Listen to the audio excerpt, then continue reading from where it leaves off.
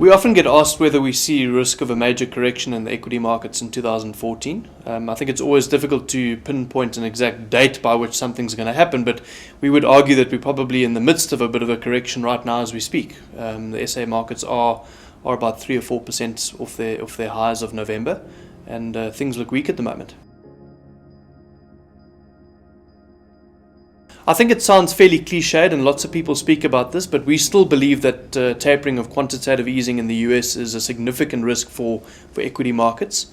It seems to be playing out, well, the sell-off seems to be playing out. We haven't seen tapering yet, but I think the story goes as follows. Every country in the emerging market space which has benefited from capital flows has been as a result of very low yields that you've been able to get in the Western world. It's meant that money has flowed from places like the US and Europe into emerging markets where yields have been higher.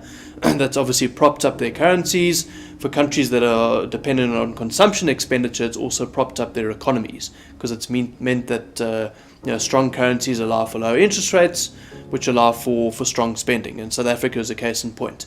And I think the risk we face right now is that reverses to an extent. And I think countries in the emerging market world which have current account deficits are particularly at risk.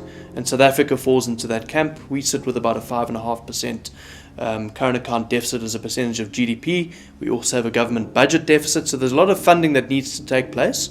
And it's largely driven by portfolio flows. And you're seeing a significant outflow of portfolio flows in recent times in South Africa.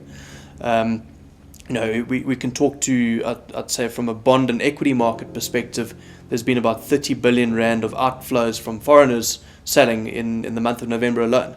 And if you consider, about, I think, 11 or 18 billion of that was equities specifically, back in the 2009 financial crisis, it was 50. So it's not an insignificant number that we're seeing right now. And as a result, you're seeing some rand weakness, and that can obviously hurt the fundamentals of many businesses which are focused on the domestic consumer. So I think that's a risk which could still yet play out, and we see more downside risk to the currency and the like.